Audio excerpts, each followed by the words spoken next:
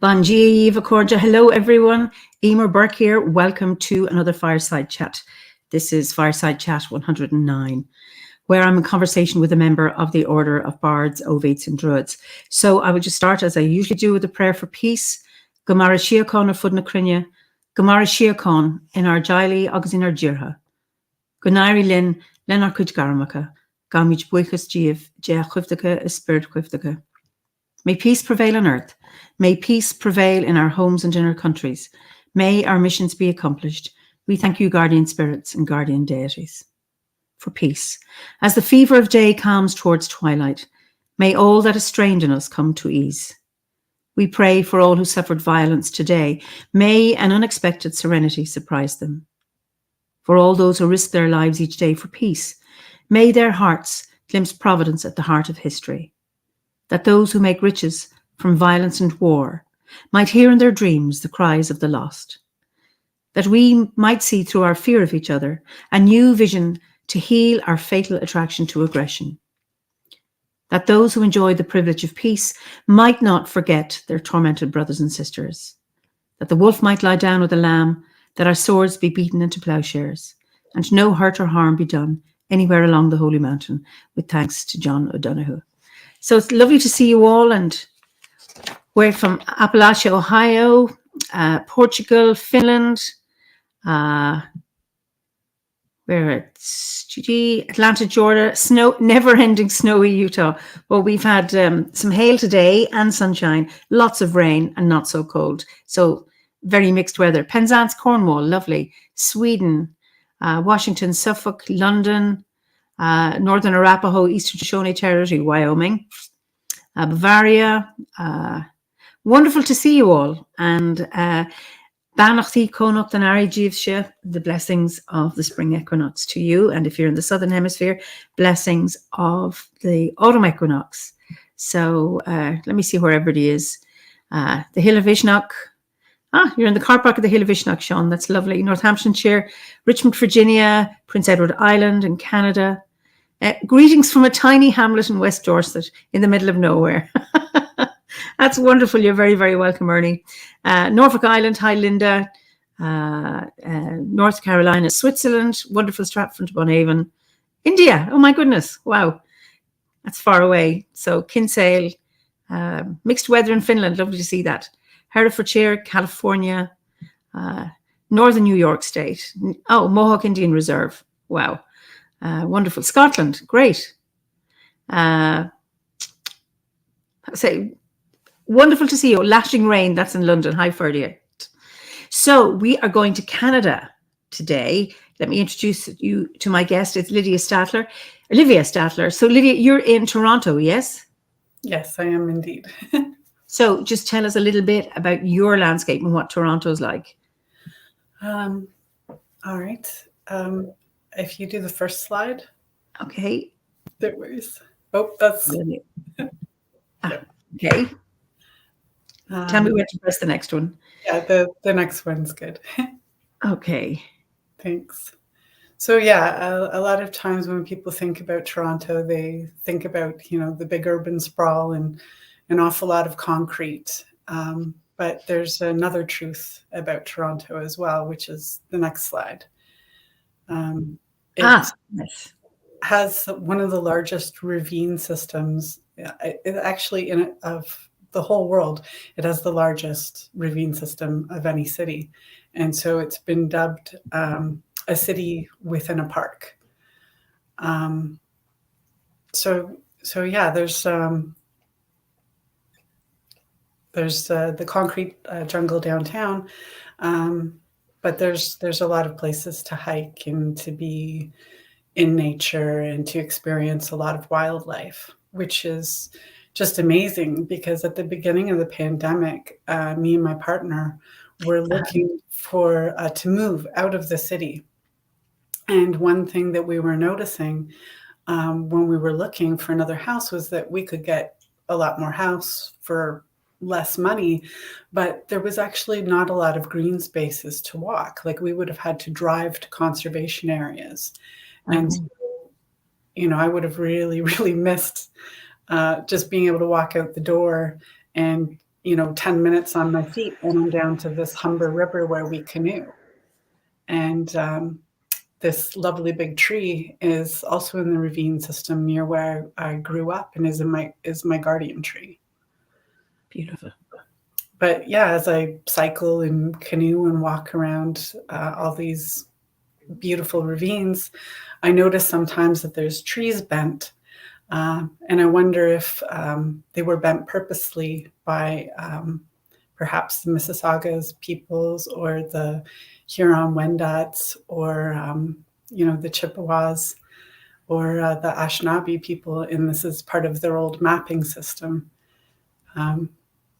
But the reason why we have all these lovely ravine forests and parks still is actually because of Hurricane Hazel, which was a deadly like we don't get hurricanes here. Okay. But for some reason, there was a tropical storm and it picked up speed over the Great Lakes again, and it totally walloped an unprepared Toronto and flooded all these spaces. And they had started to build up in the ravines, and all of that was lost. So they've just never done it again. So, Okay. So Ben Stimson, who was my guest last week, hello from Kitchener. I used to attend Humber College and loved the Humber River trails. Okay. So what creates the ravines? Is that left over from the Ice Age or what? Yeah, I looked it up on Wikipedia actually, and it was like 12,000 years ago, the end of the last glacial period, it just sort of carved them up. Oh, beautiful, beautiful. So this is your tree. Are there, given that all land is sacred, are there special places around where you are that, as a Druid you go to, or that are ancient sites of sacredness, or that are known to be ancient sites or sacred sites? I don't really know of any around me immediately, but places in the city have become sacred to me, like personally. Like there's a lovely park that's really nearby called High Park. And a lot of my pagan friends will use the labyrinth there. And there's like really good energy in that spot. And you can see that people have made it like a sacred site because they hang, different things in the trees. And I mean, I've painted stones with sacred symbols to me and left them on stones around my forest where my guardian tree is. Okay. So some people have you heard of geomancy? It's like sometimes people will steal my rocks and use them as markers. And I'm like, where did my rock go? And then I'll find it somewhere, and they've used it as a marker for other people. Okay. Yes. So somebody asked, doesn't Toronto have an amazing park? Yes, has amazing parks, many of them. Plural. Okay. Yeah, there's the High Park one that I was just talking about was modeled after Central Park. Oh, okay. People wanted, I think when they were constructing Toronto, wanted it to be like a twin city to New York. And is it? I think that anybody that's actually been to New York would laugh at our Dundas Square being anything like their Central Square, because it's not the same. It definitely doesn't have the same buzz about it. Yeah. I suppose a much toned down, smaller version, I imagine. Yeah, I mean, we are a big city, but the energy contrast with somewhere like New York is very different. Like there's so many more people in New York City. Yeah. So what So you're Canadian, living in Canada. What brought you to Druidry, or how did you discover it? That's kind of a long, meandering tale. Okay, well, we have some time. We have some time. Well, I think that I was born pagan. Okay. I always had like a connection with the moon, and I would sneak out of the house at night to go to the park to look at the stars. When, going decades back here, when there were stars in Toronto. Okay. Before the lights removed them. Yeah. Before all the ambient light removed them. And, I would try to make my own tea out of natural things. That probably was one of the things I did deserve a beating for, because I could have killed myself. But yeah, I grew up in a super fundy evangelical home. Okay. I was adopted into. And so, yeah, my mom would call me a heathen, and you're a bloody heathen, come away from there. When I'd be like looking at the tarot cards in bookstores and stuff like that. So it was my mom's position that she had to beat the devil out of me. She failed, obviously. she failed miserably.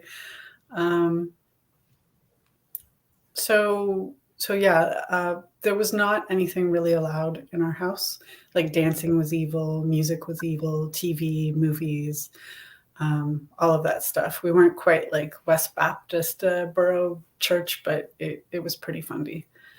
The only thing I wasn't really blocked from was reading. Okay. And so being adopted, I was trying to figure out, where I fit, where I belong, because I didn't feel like I belonged in this family. So I read like myths from all over the world, and I fell in love. I fell in love with them, and, I wanted to be a writer, and from a very young age. And obviously I wasn't successful. I tried to write my first book when I was 4. I was really ambitious. I took a stack of papers down with me. Where are you going? I'm writing my first book. Yeah. Wonderful. So yeah, when I would go to church, I would feel nothing. And I started to feel like there was something wrong with me. Like being adopted, I figured, my first family said, no, thank you. And I wasn't fitting into this family. And so I tried really hard, like every time they would like do a call to prayer, you want to ask Jesus into your heart. I'm like, please let me feel something, and I never felt anything at all. So I felt like I was being rejected. Oh my God. Yeah. Okay. Yeah. So it felt like I wasn't good enough. And so I met my birth mother, I guess when I was 19. And she has like gypsy background and followed like the old ways. And she said that she had prayed her guardian spirits to be around me and to keep me safe. Now, wow. I flipped out, like, because I was raised with all these funny beliefs. And then I was like, that's what's wrong. You've cursed me, you've cut me off, and now I can't belong anywhere. And so like I kind of flipped out, and like it was not in a good place, and I thought, oh, there's all this darkness around me. Then so I didn't take that as a kindness, which, I probably should have, but I didn't, because I still had like a lot of fundy beliefs. It's very hard to, I grew up as a Roman Catholic, so it took me a long time to get used to the word pagan. Yeah. But that when that's been so strong in your upbringing, it takes a long time to shed it. That even though you might be doing things, but it's still there at the back of your head, it can take a long time to get that out. So I can appreciate your horror at your birth mother doing that. And yet, I imagine if you were in similar circumstances, you'd have been sending guardians to protect your child. Yeah, I'm sure I would have. I probably wouldn't have expected that, response either when I told them that it was. Yeah. So at that time, I was living on and off the street because I couldn't take the violence at home. So I had met someone, and he was living with his mom, and they invited me to like stay with them. So I was staying there, and his mom had gotten back into church, and so it was really funny because at first, when I first met her, she wasn't into church, and then she joined like this church where there was a revival going on, and she started like playing all this music, and it was pissing me off. Like, I'm like, what is this brainwashing crap, right? And so this must have looked really, really weird to my friends on the outside looking in, because I'm like mad at this, Mhm. getting fed up with all the brainwashing Christian music. And then at the same time, I meet my birth mother. She tells me this stuff, and then I flip out. And then I'm like, please, please take me to church with you. And so I go to church with her, and it like this revival church is like completely miles and miles away from the church that I grew up with. Okay. Like, people are dancing in the aisles. There's Wow. Okay. barely any sermon. It's just all music. And I'm like, oh, like you could feel the energy in the place, right? Like there was something going on there. I don't know what it was. I don't know if it was just so many people gathering and creating this energy, or if there really was deity in this place. I don't know. But like, I was all in. I was going like every night sometimes. And it was just such a different experience. And I thought, like there's more freedom here. Maybe this is where I can be with God. Nope. Still, like everybody's like laughing in the spirit. That never happened to me. And I'm just feeling again like I don't belong. There's something wrong with me. Right. So I left all of that I was just like, you know what? I'm just done with religion for now. Mhm. And I went back to adult reentry because obviously living on the street, you don't get all your education in at the proper time. Oh, adult reentry is into education. Yes. Oh, okay. Okay. Yes. Yeah. I had to drop out of high school and take care of myself. So then I just tried to concentrate on my education, went back to adult reentry. I was talking online to someone for like 10 months. And then I decided to go to Belfast to meet him. And I know it's crazy. Okay. Yeah, and it was a crazy thing to do. But ultimately we got on like a house on fire, and I stayed for 8 years, and I went to Queens. Wow. Got my psychology degree. But the plan had always been to come back here. And then he didn't want to come back. So I came back on my own, and my mom died. Like Your adoptive mother or your birth mother? my adoptive mother died like 3 months after I came home. So it was like a super confusing time. Yeah. I remember sitting in the hospital room, and there was another daughter with a mother also dying in her semi-private room. And this is where I found Buddhism. I was freaking out. I was just not handling anything. Like, I'm going through separation, divorce, my mom dying, culture shock, like, because Toronto was very different, became very different in that sort of almost decade that I was gone. Okay. And this woman is just sitting there and radiating peace and meditating in front of her mother's bed. And I'm like, I need some of that. Yeah. Yeah. So that was powerful.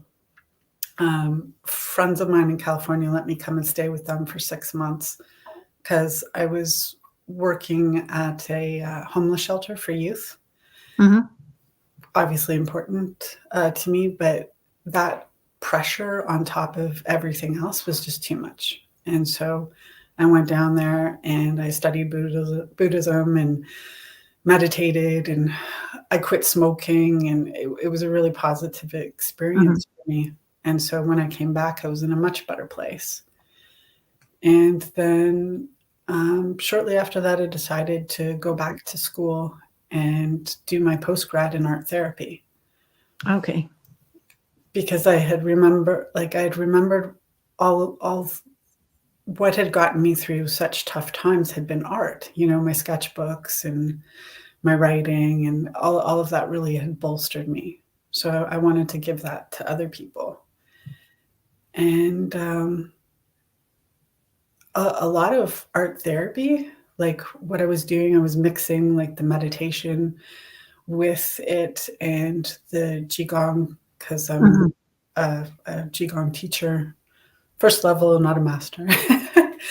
And as I was weaving the expressive arts with that, it was a ritual. I was creating rituals, and I was like drawing back onto those things that helped me when I was a kid. Like being closer in touch with nature and following moon energies, and like I was coming back to I feel like I was coming back full circle to the person that I was meant to be. And that my mom's death, like, because she adopted me basically only a year older than I am now. So we were all of my family was gone. She was like the last one.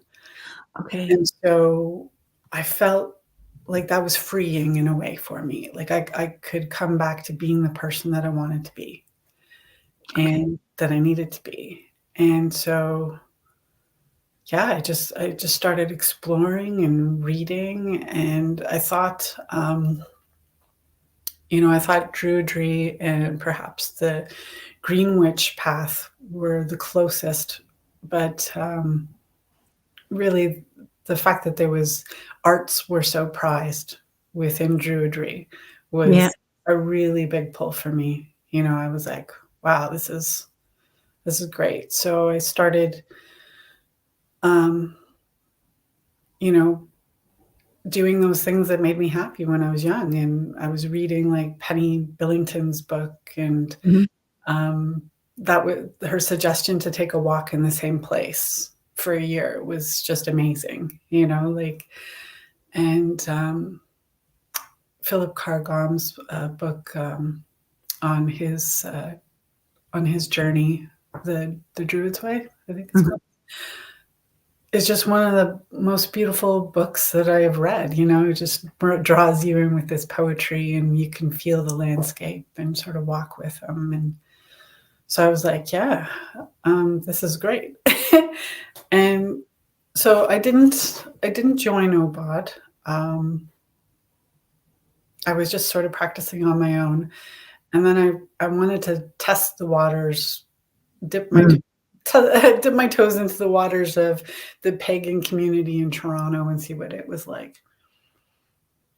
So I started, there was an open grove that was meeting in a Unitarian church, in the basement of a Unitarian church, called Our Pagan Grove.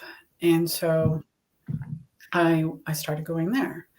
And they are a very generous, beautiful group that just invite people to, come and do their own, right? Like run your own sort of ritual. And so I did for Imalk, and I did it Druidry style. And I also did it like half sort of expressive arts therapy that I would do. And we designed planters, and then we planted seeds, and just it was beautiful. And then the pandemic happened, and everything was shut down, and yeah, it was difficult, feeling separated from nature, feeling separated from people who I thought would have become friends. And that's when I decided to join OBOD. And it was just such an amazing experience for me. I probably wouldn't have rushed through the Bardic rite so fast, except it seemed to be the only thing to do. You mean, during the whole thing, yes. Yeah. So I wish I hadn't gone through it quite so fast, and I think about actually revisiting it sometime. And a number of my guests, or actually quite a lot, talk about how they have revisited a few times, and discovering something new each time. That it took me 7 years to do mine. I certainly wasn't rushing.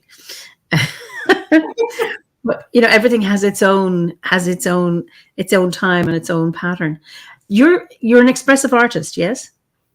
I call myself an expressive arts and wellness counselor because I mix Qigong with expressive arts and meditation, and I'm a meditation teacher on the Insight Timer. So I just kind of write workshops. Yeah. I work with expressive artists who trained in Switzerland, and I've been to a few of their symposia. And I was just working with a group from New York here in Ireland, just on we did a Conoctanari, a spring equinox ceremony with them. So it's just interesting to me. I'm not an expressive artist, but I've participated and worked with expressive artists, but I'm not actually one. But I'm always fascinated at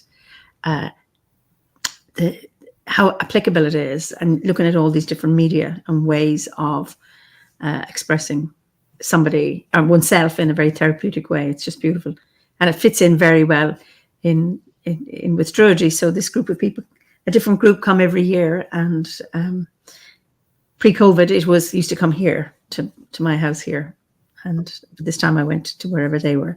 But it's always fascinating to have that nature connect, and expressive arts. Ben says, I'm noticing, because he's a therapist as well, a big shift since the pandemic and clients wanting to explore somatic and expression over traditional psychotherapy. Yeah. And Ferdy, it says, it took me 7 years in my Bardic grade, but you can dip in and out of the things you want to experience anytime you want. Absolutely. You don't go to a yoga class or meditation class and think, I've been to a class, I don't need to do that again. All those works aren't going anywhere. And it's like the turning of the year, they'll be different each time. Absolutely. And Robert says, I've just ordered the intro pack. I'm very excited for it to arrive. I remember when I clicked send for the intro pack, and that wonderful feeling inside, knowing that was the right thing to do. And then I got it, and then I thought, I'm signing up, and then looking forward every month to getting the brown envelope, because it was it was in real in those days, not online. So I just loved that whole process. So you're an artist, and I know I've got lots of slides here, and I'm wondering, I'm dying to show them. So, where do you get your imas, or your awan? Where does that come from? For me, I worship the mother, and I feel like she's just all around me. And before I do, like, you hear a lot about artists experiencing those feasts and famines. Yep. This was a really big shift for me from joining OBOD in my personal life. Is like, I write every day. Like I make time to write every day. And sometimes I would like sit there staring at the cursor, blinking and be frustrated, but I would still sit there, right? Now I chant the awan, and sometimes I go through both, saying it both ways, like starting with the awan and then going imas, and then chanting a yoho sometimes. And I feel like a mantle sort of settle on me, and I feel a little tranced out. And then it just flows.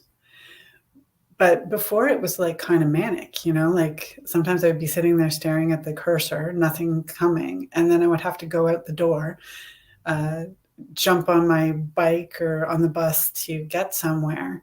And then all of a sudden it would be like, like, and I would be like texting myself on my phone or writing, scribbling on napkins or whatever. And this balanced me. I don't have those feasts or famines anymore. Like now I chant, I light a candle, I chant, I sit down, it flows. And then I get up, I say thank you. And then I move on to whatever I'm doing. And so, yeah, that was a really big shift for me. Wonderful. And I suppose that, chanting, it just gets you centered, grounded. And in a sense, it's opening a door to the inspiration to come. That's wonderful. So can I show something? Yeah, absolutely. You go for it. So where would you like to start? Well, we were just, I don't know, where have you like, I guess the trees or. Okay, we'll do the trees. All right. So. Yeah. So this is a project that I started in the Bardic grade. Wow. And I only recently just finished because it does actually take a lot of time to build up the texture in these pieces. What medium are you using? So it's canvas, and then I've put model magic on it, and then put it on with modeling paste, and then painting it, and then adding leaves. Like the leaves on the trees are real leaves that I pressed in books. These are the gold leaves or the pink or the flower? I have since painted them, but they are real. Oh, okay. They're off of ones are off of my cherry tree in the back. Wow. Yeah. So it is quite time consuming. So, yeah, if you move on to the next one, the summer. Okay. And those are like real oak leaves from the walk that I do where my guardian tree is. I couldn't actually get his because it's like so high up in the air. But yeah, I grabbed them off of a smaller one. That's beautiful. I'm struck with just looking at this. So it's in full leaf, and then to the right you have a branch with no leaves. What's that about, or what's that saying? Sorry, which one? The summer one. You see, you've got the oak leaves. You've got the tree on the left, and on the right, you have a branch that doesn't have leaves. Well, it's hard to see, I guess, in this light, but there's painted green in the background, so it's supposed to like look like it's just fully in leaf. Oh, do you mean with the bit to the right? Do you mean the two at the bottom that look like they're not attached?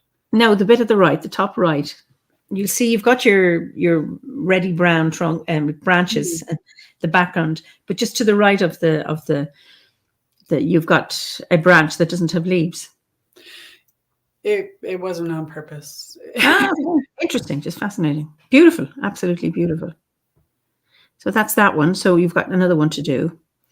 I'll come back here and let's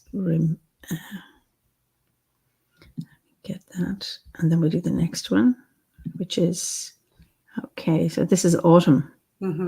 That's the first one that I started with. Beautiful, and of course, real maple leaves. Yeah, the leaves are from my sugar maple. Beautiful. The front. This is the one I started with because we were sort of going into that time. So each piece I did in that season. Oh, lovely. And so it just felt like really connected. If you go to the next slide, it's also of the autumn one, but you can appreciate that it wraps all the way around the canvas. Oh, wow. Right. Okay. So whatever angle you're looking at it from, you can still see like it looks 3D. So wow. It's they're all hung like in this room. So it was like I was making the seasonal grove around me. So it's constantly around me.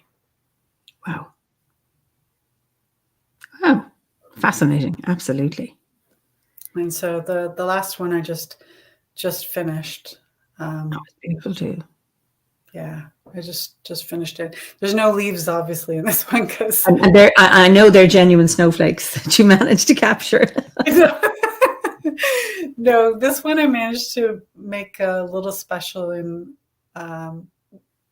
Jonathan and I went to Japan 6 years ago for our honeymoon, and there was a temple that we really fell in love with in Kyoto, and we call it our temple, although I mean some people would argue with us.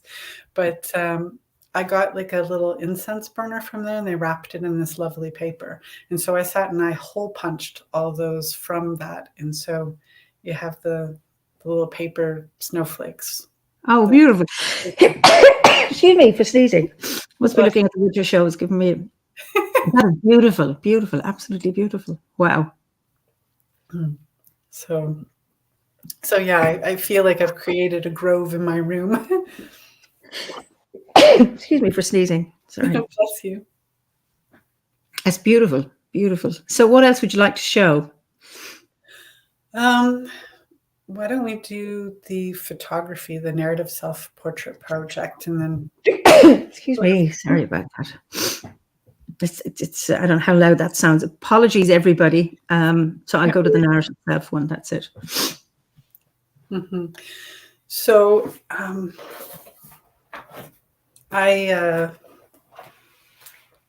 this will give you an idea of sort of what I do. Okay.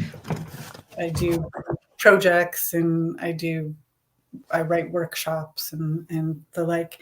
But this was the project that I finished my art therapy diploma with. And because photography had helped me really do a lot of healing from the trauma in my life, there was something about having the camera up to my face and looking through its lens allowed me to not keep looking at the world through the lens of trauma.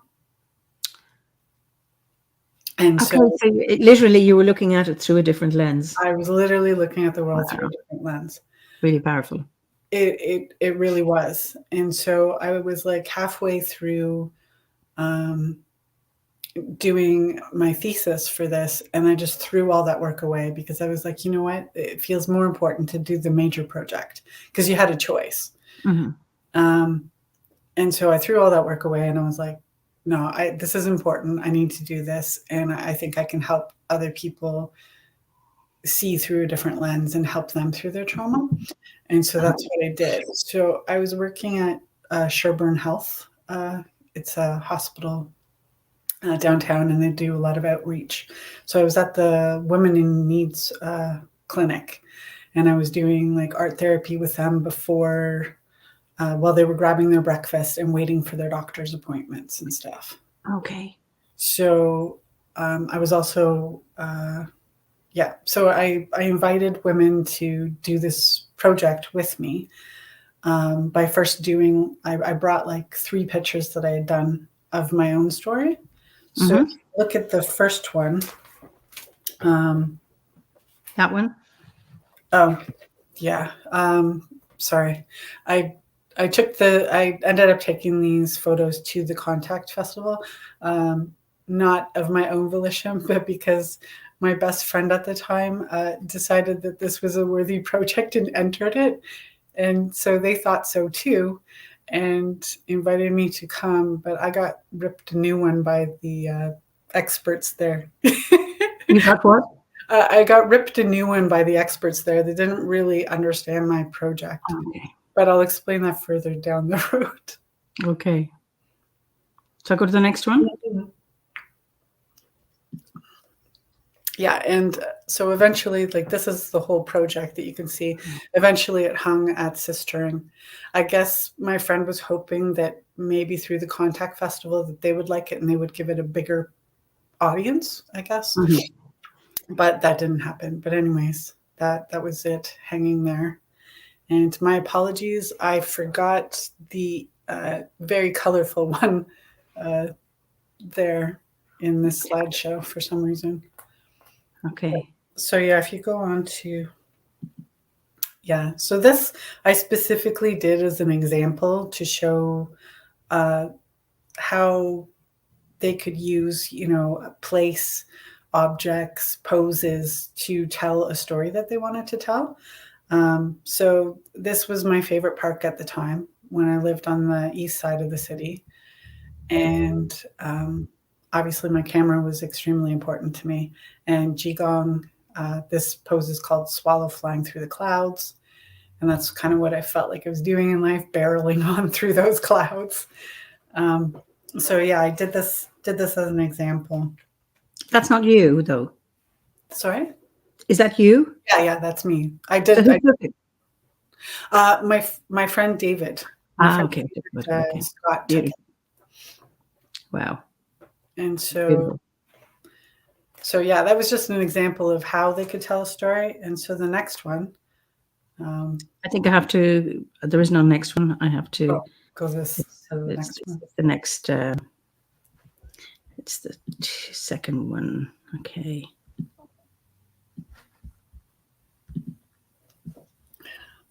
So yeah, some people might find this photo offensive, I'm sure. It's not an easy one for me to look at either. That's my mom's grave. Okay. And, my friend took it with the fisheye, my fisheye lens, to give it weight and gravity, like I'm a giant over top of it. And so I wanted to show these women that you can go anywhere, right? Like, I'm not going to flinch. You can tell whatever story that you want to tell, because it's in these moments that you have that you have those breakthroughs, and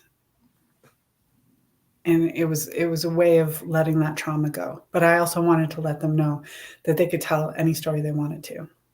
Wow, it's very powerful. Wow.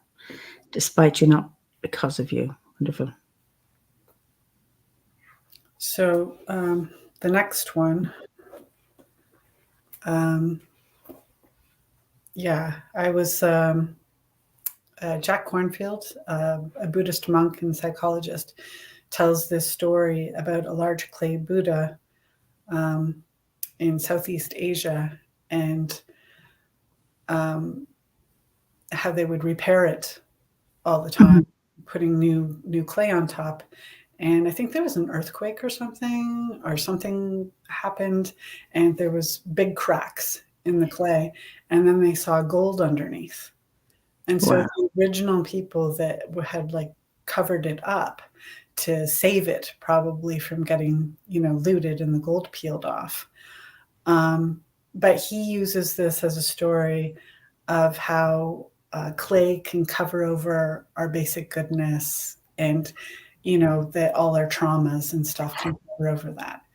And so that's the way that I think of myself. Sometimes people see that gold, sometimes people see that clay, and it's just, it's a process of trying to shed that clay, right? Beautiful. Wow. It's funny, because I had seen these, because obviously you sent them to me, and I thought very, very interesting. But as you explain, what they're actually saying, it's incredibly powerful. And even just looking now, the gold, because when I saw it first, I thought, oh, it's the light shining, but it's the gold and the clay on the one individual. It's incredible. Thank you. Wow. So I used those three to recruit people, to do recruiting. And all of them were accompanied with the narrative. Yeah. It would have been a little hard to put it all on the slides there, but so actually for some reason I missed this one. I have to move backwards. Okay. I missed that one in the slides. I don't know. I'm sorry, Sylvia. There's a bit of a shine on it, so I'm looking at a bird. Yes. Right. So this was of her in her across the street from Sherburne, a bunch of Indigenous artists had done murals, and this was her favorite one because it reminded her of getting over her addictions and getting free from them. And so as she was like standing, sort of doing this and that in front of the bird, I decided to zoom as I was shooting. And so that gave it the sort of feeling of flight. Wow. But she got really excited when I showed her the zoom thing because I wasn't sure before. But yeah, she had struggled with addiction for 30 years. And she was finally free. And so she wanted to share with other women that were struggling with addiction that it's hard, but for them to know that they had the power within them to do it. And yeah, what she said was, if you relapse, don't kick yourself in the ass, just get back up and try again. You can do it. Keep busy. Keeping busy is the best medicine. I hope you can see the rainbow of hope. I know you can be free too. Yeah. And so I think that was probably pretty powerful, hanging up at Sistering, which is like an emergency shelter. It's open for 24 hours, but it's like, it doesn't have any beds, but it has food and couches and, you know, it's somewhere to keep warm out of the cold. So I'm sure that was a pretty powerful message. Brilliant. And so, yeah, the next one, Diana, she is both a trans woman and a chronic depression sufferer. Okay. And so this we took at her favorite park where she feeds the squirrels, and like it brings light and hope into her day. Okay. And, you know, a lot of what causes her depression is not passing very well. So she wanted other people to know that other women looking at this photo, that not all trans people, just not as all cis people, fit into society's rigid beauty standards. We're all unique beings who bring our own kinds of beauty and love into the world. We're all human. And just one of the most beautiful women that I know. Mm-hmm. Beautiful. And so the next one was a lot of fun to do. Karen has like a real gift with puppets and puppetry, and it's like something that's helped her heal in life. Okay. And I took a lot of photos of her that day, and then I just decided to dump that one on her head, and she just started laughing, and I just started shooting, and it was great. It really captures who she is, you know. And bringing all of those puppets out, you know, reminded her of how much joy that they bring her. And so then she started, you know, doing more art in life. And I do believe that when I left my practicum, she took over doing art at Sherburne. So I think that was great. Wonderful. Brilliant. Lots of comments here. I find, this is Gabrielle, I find therapy through visual art very powerful for both the creator and the receiver. As a receiver of art, it pierces through much more than a text, for example, which also makes it harder to receive. All very nice, very moving narratives and imagery. That laugh is straight from the heart. Lovely photo. And I got inspired by this puppet series. So it's just, and I mean, I've missed, sorry, a lot of comments because I've been looking at the exhibition. A lot of joy in that image. So wonderful comments. What a moving photo series. Beautiful, strong, so deep. So what next? So we're finished that one, aren't we? We're going to the third one. Mm-hmm. Okay, let me. So this is the photo that got me ripped a new one at the Contact Festival.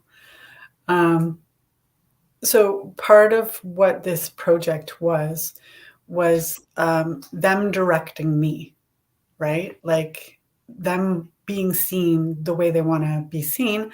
So, so Lucia was very sad that she never got the opportunity to go to university. So we shot this at U of T, and it was kind of a crazy day. We had the cops called on us because they said that there were men in the bathroom because her best friend Geraldine came and they were getting ready for their photo shoot together. And so, yeah, that was kind of sad for something to happen like that, like especially at a university. But anyways, ran interference and I explained everything, and then we ended up having a lovely day together. But there was a photo that really showed, I think, Lucy's pain at not being able to go to school. And when she was going through to pick them, it triggered her. Okay. So she didn't want to use that one. So she picked this one, and I'm like, "There's a car in it." She's like, "Tell them it's my car." So yeah. So the first person I talked to, like 3 different people at the Contact Festival, but the first person I talked to said if you didn't take such shitty photos, she wouldn't have had shitty photos to choose from. So I almost like left. I just bawled my eyes out. It was awful. But then somehow I managed to pull myself together. My partner came down, who was actually busy that day, but he dropped what he was doing and he came down and he convinced me to stay for the rest of it. Oh, what a thing to say. But yeah, like that was part of it. It was like to empower them to be seen the way they want, and they picked the photo, not me. And that, I sign the rights back to them, that they have copyright rights. And because in Canada, if you push the button, it's your photo, right? So I signed it back to them for copyright rights, but that I could use it to talk about my project. So, so yeah, it was about empowerment. Wow. But yeah, Lucia wanted to say that I hope this picture will make other women living in Canada realize the wonderful opportunities that they have here that women in other countries don't have. And I hope it encourages them to take advantage of these opportunities. Like, she came from Venezuela, and in Venezuela, trans women have to live in caves outside the city limits. Oh, God. Yeah. Okay. So. Wow. It's just hard to get my head around that. Yeah. Mm-hmm. Yeah. So, I think it's really lovely that they, reached out and shared their stories and to help other people along. Yeah. The next one was a real journey. Like Carla Ray now was going by Chris when I met her. Like, was living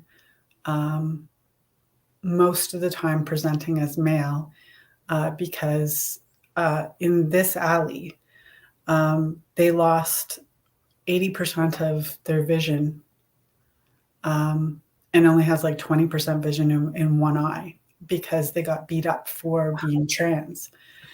And so she wanted to go back to this alley with me, dressed up, feeling good about herself, and, just saying, really, you think I'm garbage, because the people that beat her up were garbage, like,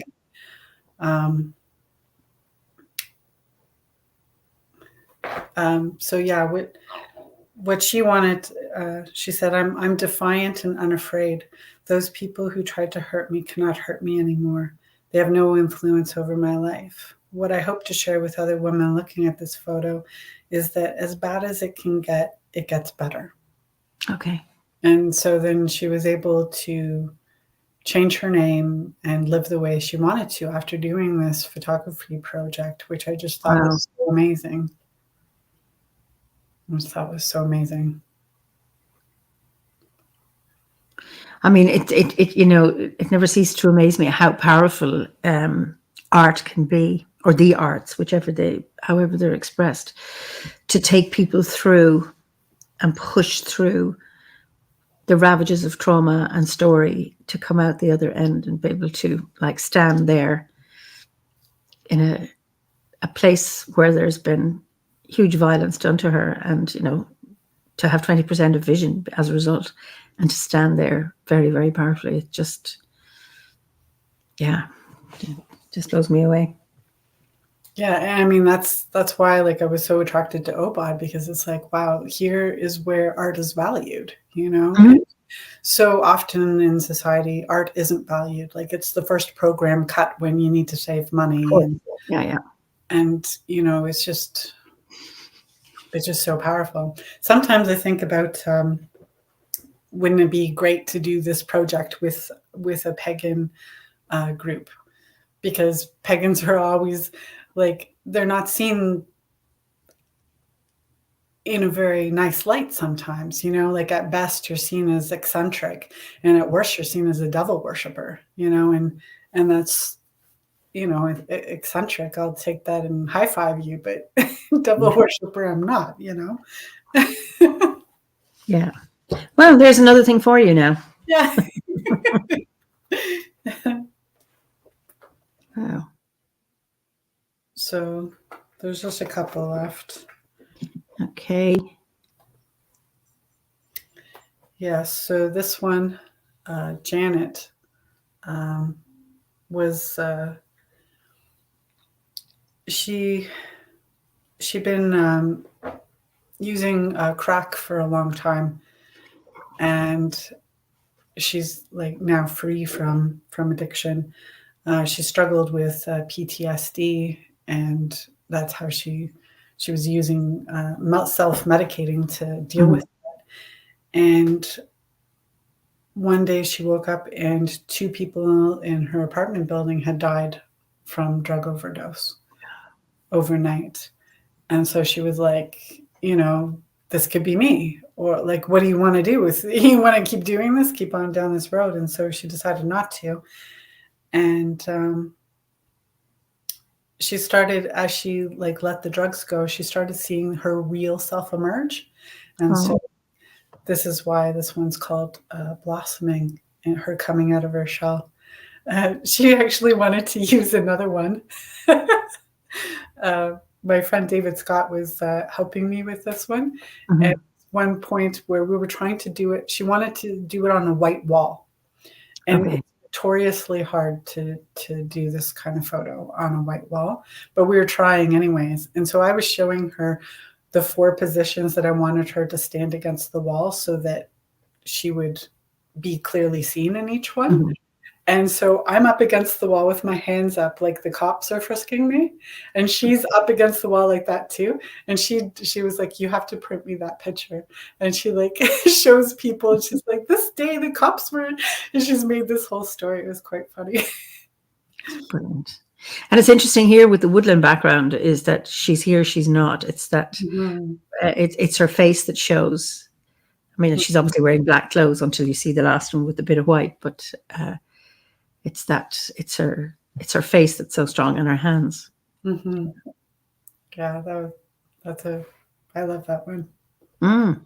But what she wanted to share was with people looking at this picture that nothing will change unless you change it. It doesn't matter how many people help you. You won't change unless you want to. Yeah. So true. Yeah. Yeah. So then we move to Eve Marie.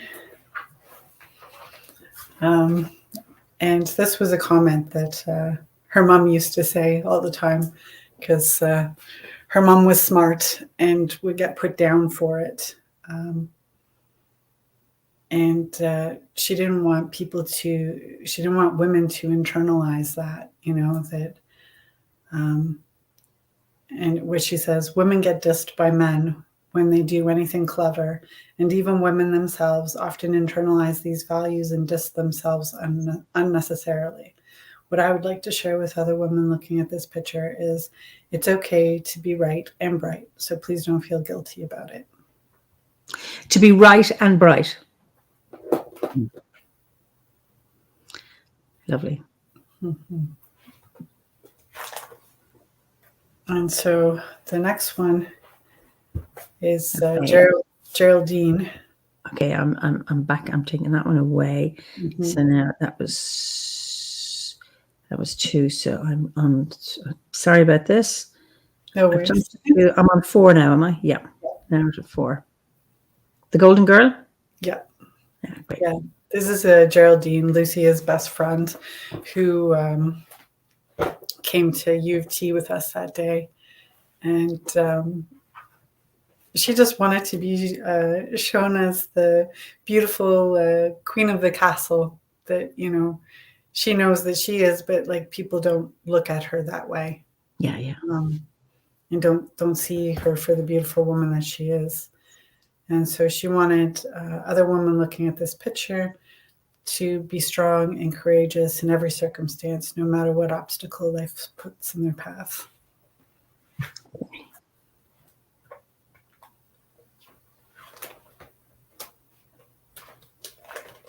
And so there's just 2 more. This is Cece. This one's quite a sad one. Her soulmate, as she refers to her, Bella, used to paint, and she committed suicide a few months before I met Cece. And so Cece was trying to, didn't feel like she was good at art, but was trying to connect with her partner through art. And so this was so interesting. Like, I sat there for a long time shooting as she was trying to repaint one of Bella's pictures and was getting increasingly frustrated with doing it because she wasn't able to match like its art level. And I mean, when you've had no art training, like, I think that's an unfair expectation, right? And then there's this wonderful moment where the energy in the room felt so heavy, and I thought she was going to break, and I didn't know what I was going to do. And then there was just this wonderful moment where she just went through it with a lot of color splashing everywhere and just made this wonderful abstract piece. And she felt so good. Like, it was just such a beautiful moment. And I feel so privileged that I was there for that. Yeah, so what she wanted to say was, this photo for me was finding Zen. So the message is this: all life's experiences are neither good or bad. They're neutral. The only thing that changes is your perspective. Yeah. It's interesting, just the black and white photograph, she's in shadow, and then you see that pink emerging from the gray canvas. It's just beautiful. Yeah. Yeah, that was one of those moments that I'll never forget. Wonderful. So for you, just striking me, it's not just, we're looking at the finished product and you're still in the process. I mean, remembering the process and talking about, I won't forget that day, or that was a fun day, or this was really powerful, or that, which lends more to this as an exhibition. You actually describing the process as you're showing it, because most people at an exhibition don't know that. They don't see that. Yeah, they don't get those moments. That's very rich. Will I go to the next one? Sure. This is the last one. So this is Shayla, and this was not an easy story either. She was in the Marines in Ecuador, and presenting as male, because I think it's illegal to be trans there. I don't know if it still is, but it certainly was at the time. Her brothers outed her, and so then she lost her job. And it was, something that she really, really loved. And so she says she wandered the world for 27 years, trying to find a country where I would not experience discrimination and violence. But I've yet to find that country now that she lives in Canada. But she literally walked on foot from Ecuador to Toronto. My goodness, walked. Wow. Yeah, walked out of there, and then applied for refugee status. I don't know if she got it. I hope she did. So she's a U.S. citizen, not an Ecuadorian. No. She's from Ecuador, and she walked all the way through. She was in the Marines. Yes. In the U.S. Marines or the Ecuadorian Marines? In Ecuador. Okay. Right, but her brothers outed her. Her blood brothers, her actual brothers. Yeah. Oh, and her father tried to kill her, and so she, there's apparently quite a few people that from South America that make that trek up to Canada and then try to apply for asylum. I just saw a story the other day. It's a very difficult journey, and if you get caught at any point, they will send you back. Yeah. So it's. I'm guessing the military training probably helped her. I bet you get there by stealth. Yeah. Cunning. Yeah. Probably helped quite a bit. Yeah. But so she wanted to show like her military background, and so there's this retired ship that used to be at Ontario Place, but now it's in Hamilton. So we took a girls' road trip up to Hamilton with Lucia and Geraldine as well. Okay. And we just had a right fun time taking pictures and getting dressed up. We got a little worried when we saw some Hell's Angels circling about. Oh dear. Okay. Yeah. But it all ended up okay. Great. Wow. So that is just really, really powerful. So there's one more thing to show, but just saying, indeed, such bravery, it takes a lot to be oneself in this world. Philippa says each story that goes with the pictures are very powerful. Ben says Canada has a third country agreement that anyone can walk through the states to get there to claim status if they're not caught in the US first. Wow. Wow.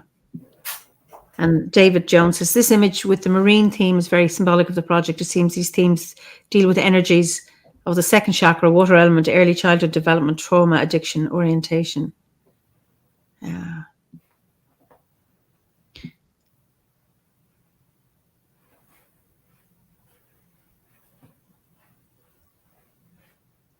I see there should be a disclaimer for the empaths watching this later that there's a lot of sadness.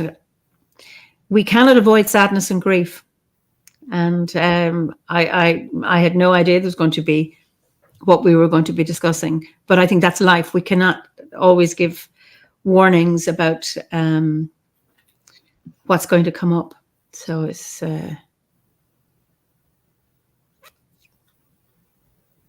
yeah.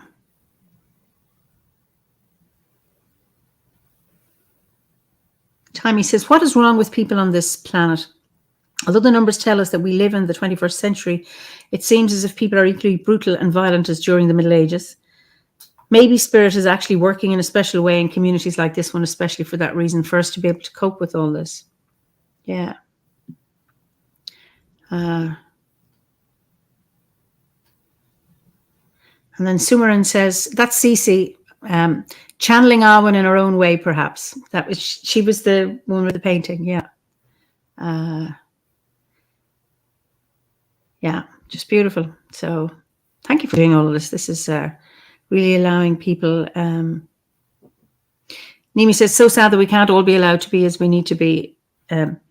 Tolerance and violence a reflection. Is tolerance and violence a reflection of the aggressor's own insecurity and fear in the face of others' empowerment? I would think so. I think most times we fear people who are different, or people that we don't understand, who appear different. Yeah. Alison says, these pictures are such a beautiful honouring of these people, such courage. I'm bowled over. And Tabitha says, thank you for giving these women a voice and their power back. Wonderful. James says, pictures are powerful, but I love the stories. So, absolutely incredible. Thank you. So, yeah. Thank you for letting me show them. So, will we go to the moon garden? Sure. Here, just...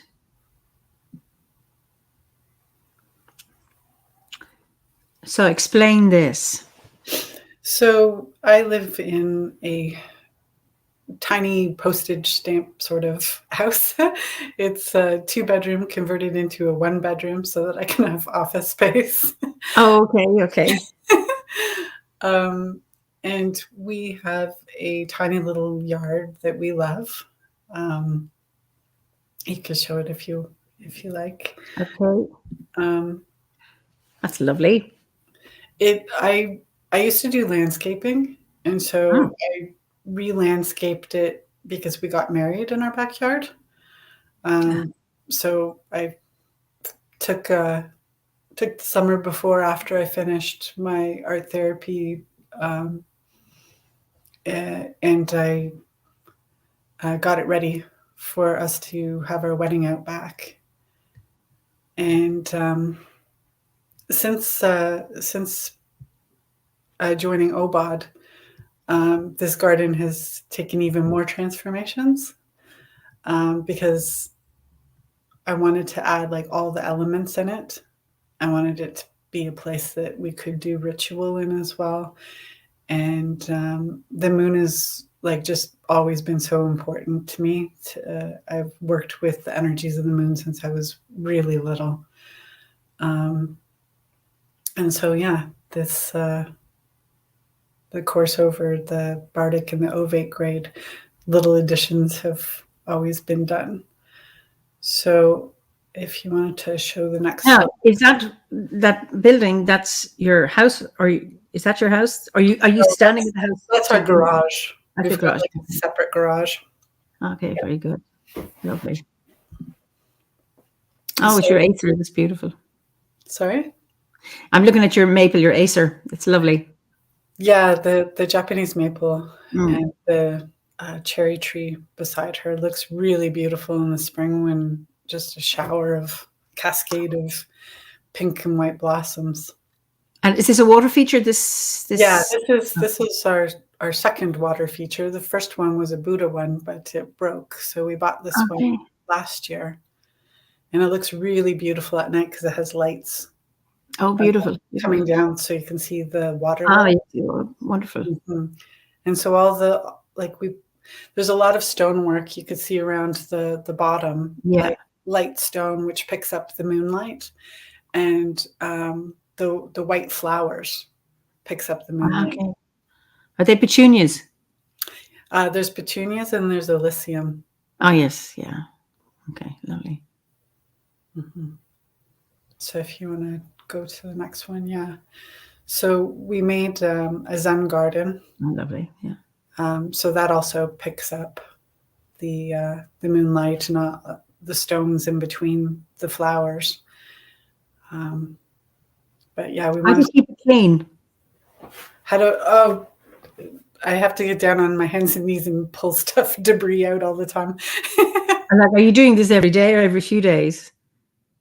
I'm not that anal. Oh, okay. It looks. Anyway, obviously you did it for the photo. Nice. Yeah, I did it for the photo. That's lovely. It doesn't get as bad as you think it would. Oh well, God, I have loads of trees, so I'm always. Well, you know what? It probably would have been worse. There was a beautiful pine tree on the other side of that fence. Okay. when we did get married, and we hung lanterns in it, and it was a beautiful tree, but our neighbor doesn't like trees and cut it down. Oh, okay. Because she doesn't like sap. So apparently sap was dripping on stuff. Oh dear. She cut down a big, beautiful walnut tree as well that was behind it that I think was 200 years old, because she didn't like the walnuts dropping down. The mind boggles. The Yeah. mind boggles. Yeah, we cried very much that day. I bet you did. Nimi says, I love a moon garden. Do you have night scented flowers? I do not. If you have any suggestions that would grow in Canada very well, then I would take them. Oh, we get tobacco plants, nicotiana. I think they're night scented. I tried to grow some in pots on the back deck, and they never flowered for me. So maybe I was doing something wrong there.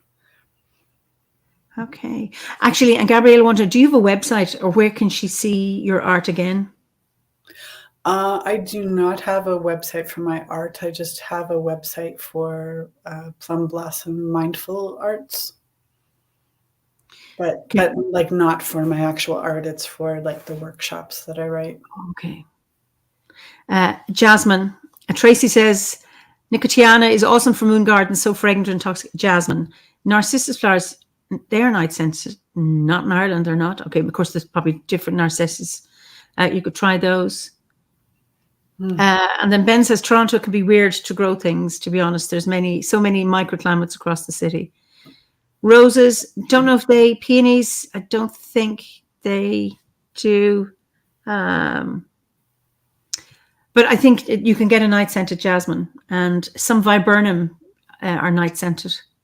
And Iris says, I dream of having a moon garden one day. That's beautiful. So feels like the ferals are at work near that water feature. What a blessed space. Such beautiful work, so much bravery in the participants, and in you as the artist sharing this with us all. Thank you for sharing it. The stories may be sad, but there is an underlying theme of hope. And then Liz says, you're giving me so many ideas for my own yard. That's wonderful. Yeah. That's beautiful. Yeah. So actually, there's a second moon. We've got another moon garden, don't we? We do. Moon garden too. Let me remove that one and put this one up. You can see that Olivia is very, very busy, very, very productive. So this little patch, nothing would grow on for some reason. Except stones. Wonderful. So yeah, we decided, I was like, I gave up at one point. I was like, you know what? Let's do standing stones. And brilliant. So they're very happy there. I love the, you've got your pillars, your 3 standing stones, and that kind of biscuit colored stone. And then at the base, is it slate? It's gray. There's a kind of a pinky purple hue in it. What stones are they? I'm not sure what they're called. They're just called river rock. Lovely. I mean, because all your stones are different colored. I mean, if you look at the ones with the alsam that's around them, they're lighter. Fascinating. All the color within the stones. Mm-hmm. And then you have 2 rosettes on those river rocks. What are they? They're solar lights. Okay. So yeah, so at night it looks nice, because the standing stones get lit up. Oh, brilliant. But obviously, if there's a full moon, it can just like flip the solar lights over. They also have off switches on the back. Okay. I just realized that's the 3rd slide. We did it, and we're going backwards, and then there's air. Mm-hmm. That's beautiful. Those are feathers, tied with strings that I had the moon bless on different cycles for different intentions. And so when I'm feeling like particularly lost, or like I want help, or I'll tie one up, and as I'm doing the knots, I'm like putting in the intention for what prayer, and I hope that it carries to whatever deity can give me a hand. That's beautiful. I think I've gotten help with each one. Wow. And even as a photograph, I'm just looking at the colors you have. You've got the the orange in the foreground and the russet, and then you have on the fence you've got that pale green, yellow. You've got blues, and I assume that's just natural lichen or something growing on the fence. It's not paint, is it? No, it's just an old fence, and Lovely. It's brilliant the way the light has caught it.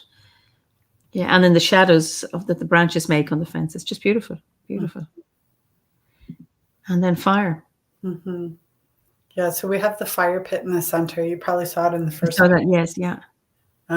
We built the stones on it are in a yin yang symbol, which is really important to us. It's just been an important symbol for me and Jonathan because we're like exactly the halfway mark of the year. Like his birthday is March 9th and mine is September 9th. And so we got married September 24th. Not too far from that, exactly equal. Yeah. So yeah, we built the fire pit on top of a yin yang symbol. Wow. But yeah, we wanted to have like all the elements in the yard. That's beautiful. There are some more suggestions for your garden. Tracy says gardenia is the most fragrant flower next to hyacinth and lilac. And so hyacinth and lilac, certainly during the day, maybe at night. And then patchouli, I don't know if that grows in Canada. It certainly doesn't grow in Ireland. Mugwort, very powerfully lunar, I agree. Mugwort doesn't have, particularly scented flower. Gabriella, September 9th too. Okay, Nini says, I'd love to grow patchouli. I think it's not frost hardy, though. I suppose you could have it in a pot and then bring it in for the winter. It certainly wouldn't grow here. Nimi says, I have bird feeders in the east for air. So I imagine a number. We have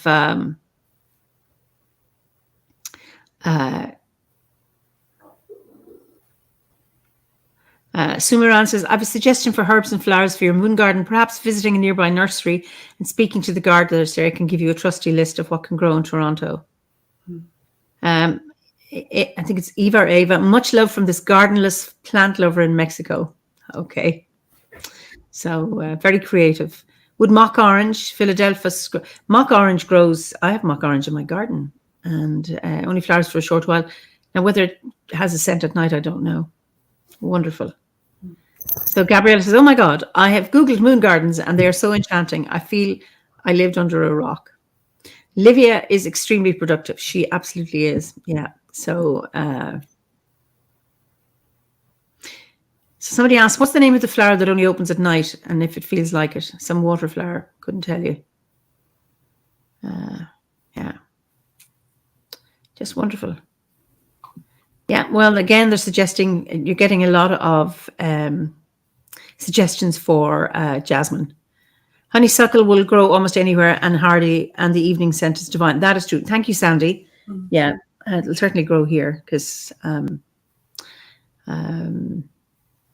it's often difficult we have a short growing season. But and actually, Ben, you find it on the Facebook. You are on Facebook, are you? Mm-hmm. Okay, it's on the OBOT Facebook. Ben gives a link of what grows in Toronto. Okay. Thank you. Thank you, yes, everyone. Great. Carmen says, I'm lost for words. The concepts and photos are amazing, Livia. Yeah. Night scented stock. Yes, Philippa. I mean, the name is in the name. So what it does is in the name. Yeah. So,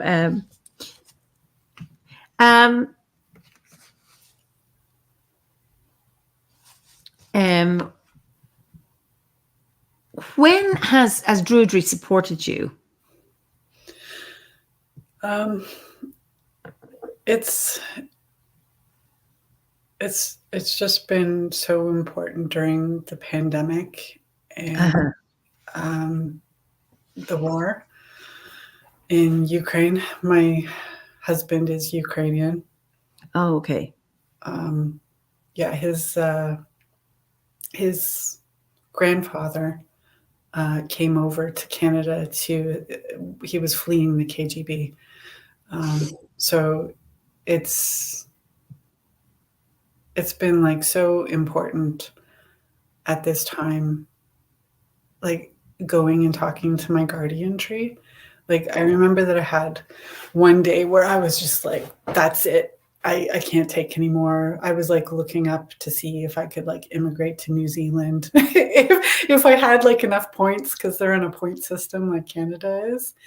Oh, okay. And, I was like just sitting there with my guardian tree, and I mean, I felt conflicted because I'm like, I don't want to leave my guardian tree, like Yeah. exactly put him in a pot, right? Like he's, hundreds of years old. And I just heard like wisdom from him. He was like, are you going to move every time that there's an election? I started laughing, right?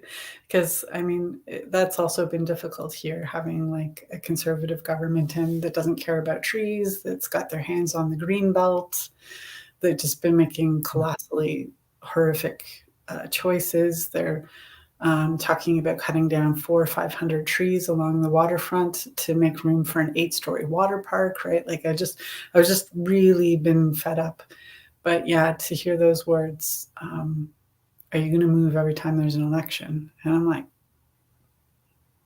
it just, so it's been a real comfort to my soul to be able to talk to the trees and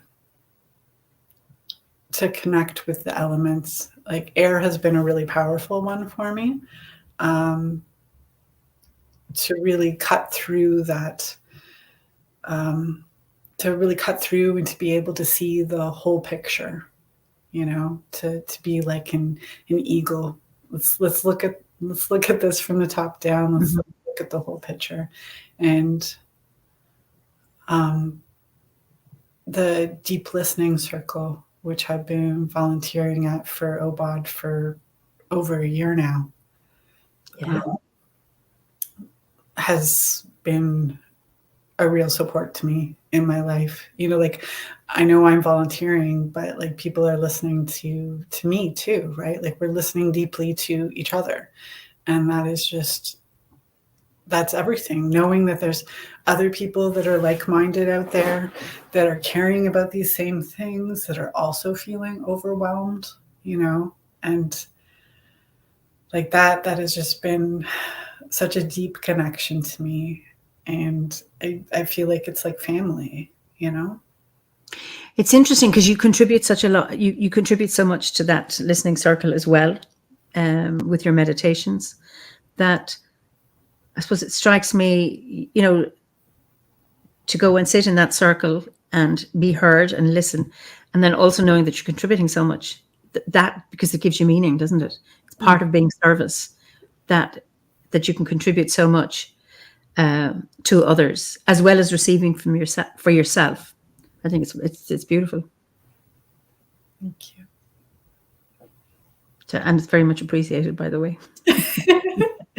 Well, it has really, really been wonderful working with you and with Harriet and Bricky, and it's just yeah.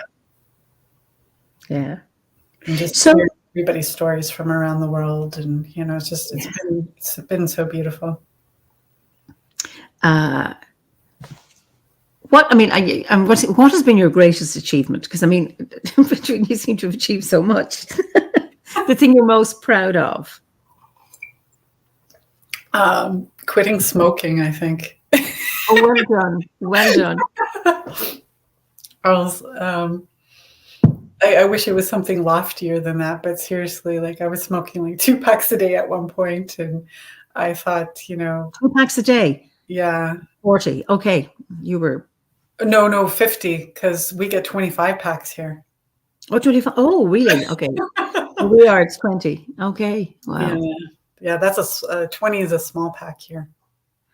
Oh, 10 is the small pack. Oh Lord. No, I was in deep, deep trouble.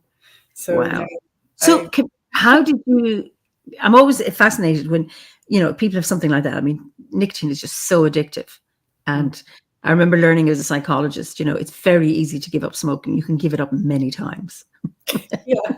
It's the staying off. What was it that helped you do it? How did you do it? I tried everything under the sun, and I honestly quit longer on planes or sleeping. I eventually, someone suggested Alan Carr's book. Yep.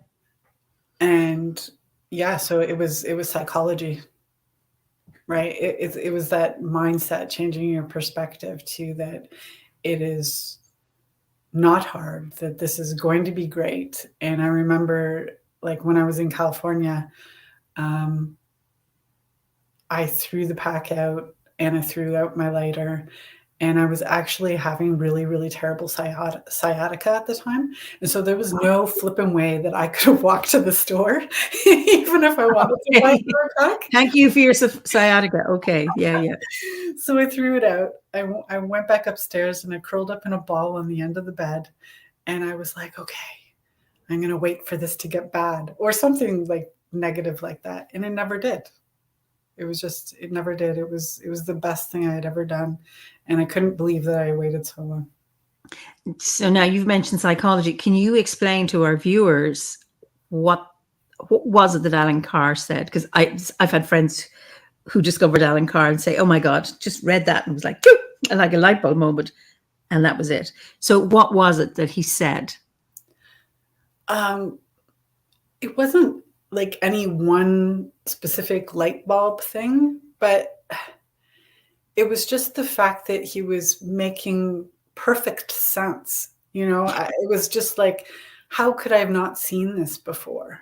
And that's the thing, is when we go and we do therapy and stuff like that, we're so blinded by whatever issue that we're going through.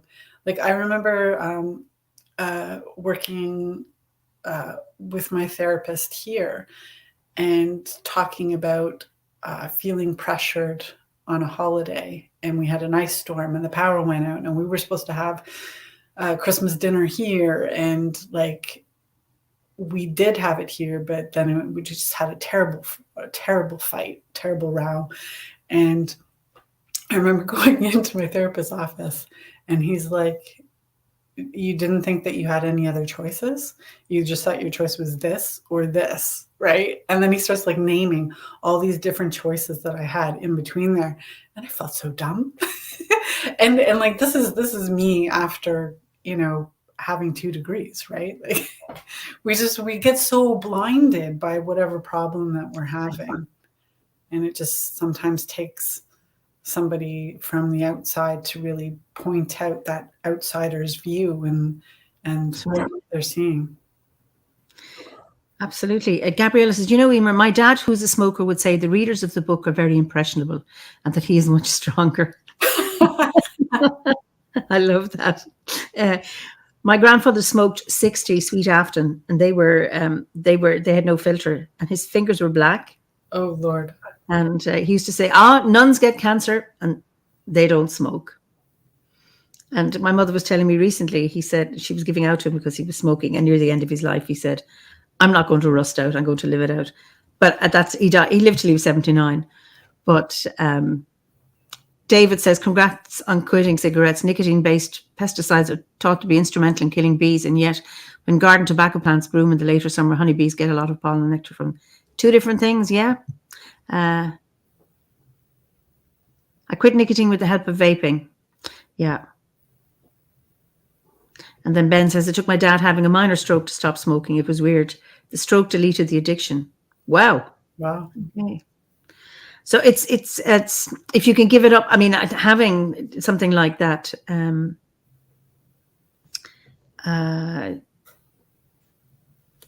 being able to read something and have some kind of insight and go, just recalibrate your thinking about the need for whatever it is that your thing is.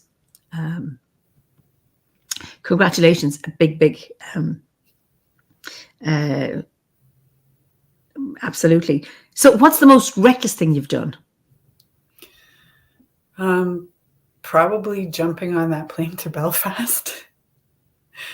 So this was an online relationship. Yeah, like, I mean, this started in 1999, right? Like, we didn't have Zoom. We didn't even have like profile pictures. Like, it was a pretty insane thing to do. I mean, I did talk to him for 10 months, and I didn't stay with him. I got a holiday working visa, and I actually rented out half a house with a professor from Queens. So I was, able to verify that. But still, what a absolute bat crazy shit thing to do. Excuse my language. Do you regret it? No. Like, no. And that's the wonderful thing about doing crazy things. And it's like, yeah, and it worked out for as long as it worked out. What I do regret about living there is that I didn't appreciate it and explore as much as I should have, I think, right? Like, I was just so glad to be like, have some freedom for the first time in my life, that, it was about time, about going to raves and stuff like that. I actually wish that I had run into like OBOD sooner. Okay. You know what I mean? Instead of, because all these places that, all these sacred places that I'm reading about now, I'm like, that's right. I'm close to Belfast. Yes.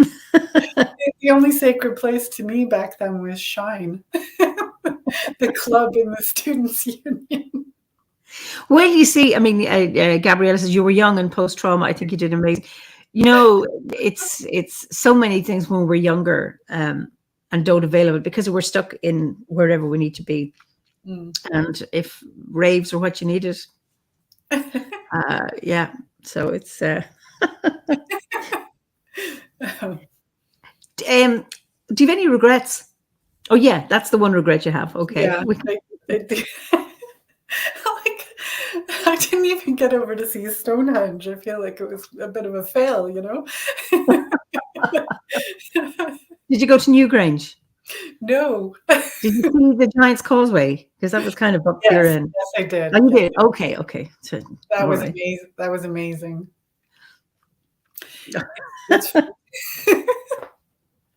That's so funny. This is my church. This is my church. This is where I come to heal my hurts. That faithless song. Yeah, yes. So what are you grateful for? I'm grateful for so much. I'm grateful to have found community. Yeah. I'm grateful for my cat Chub Chub, who's right here beside me all the time.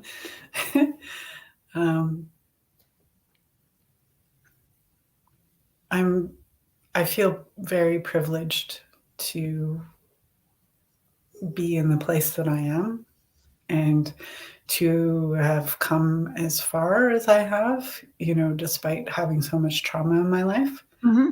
I feel, do you know the goddess Sedna? Mm-hmm. With the missing fingers. I feel like a great kinship with her because like her, her family threw her away and did damage to her, and I feel sometimes like I didn't do those, like I don't have my license, right? Like how many young people get their license when they're young, but I didn't have anybody to teach me because basically I was living on my own since I was 13, because when Children's Aid took me from my mom, then I was getting abused in the system. So it was easier to be on the street, right? So like Sedna, I feel there's things that I didn't do at times in my life that other people would have done. So I feel immense gratitude for the fact that despite that, I have actually come really, really far. And some days I forget that. And but when I go through it all, I'm like, well, you know what? You've done so much, right? And that's amazing. And just keep going, just keep plugging, So every day that I open those curtains and the sun's shining, like I have so much gratitude. It's a win, I mean, you're amazing when you think of all the odds against you. And you speak very softly. You strike me as very, soft-spoken, quiet, and yet the power to push through all of that, and particularly that's coming to mind is the photograph of you on the, with your foot on the headstone. That is incredibly powerful. That I'm blown away by it. I'm glad nobody was in the graveyard that day. You didn't wake the dead, did you? Yeah. So Philippa says, I have a great deal of admiration for how much you've accomplished. It's amazing. So wonderful. What concerns do you have about the modern world? What concerns don't I have about the modern world? One concern. You know what? If I could fix one thing in this whole mess that I think that would fix so many other problems, I would fix in and out groups. Like that is what I would fix. This ability for people to believe that whatever group they belong to, whether they think it's their sports team or religion or whatever it is, that they think that they're better. And I would fix that if I could. I think that's driving the war in Ukraine. I think that drives racism. I think it drives transphobia. Like I think that if I could fix one thing, that would be it. Lovely. And what gives you hope, if you have any? I think you do, because you wouldn't be doing what you're doing if you didn't have hope. Well, some days it's harder to have hope than others, like the last few years have been quite difficult. But I think finally finding like-minded people who are also, like, I'm so impressed by all of you. Every time that I meet people in OBOD, there's so many people doing so many positive things in the world. And that gives me a lot of hope, that there's other people that care. There's other people that are soldiering through, that other people are pioneering projects, and people are, I'm not alone. And that's an enormous sense of hope. Yeah, and I suppose it's one of the beauties of being a member of the order, having that sense that we're not alone. I mean, there are a lot of decent people out there. It's sometimes when, if you're listening to news, or it depends on what social media platform you're on, you can get overwhelmed and think, my God, is there any nice person around? And yes, there are lots. And often it's the ones that shout the loudest get heard, and there are lots of silent, decent people out there. So we're coming to the end of our time, and it's been really, really enjoyable conversation. And my last question is, what is your favorite season, and what is your favorite festival in the Wheel of the Year? I think it's Yule. Okay. I don't know that I don't know if I can say winter is my favorite season. I do love it. This one, it was too warm. I wanted more snow. I wanted to go sledding and skating and snowshoeing and all that stuff. But I think fall is probably my favorite season. Okay.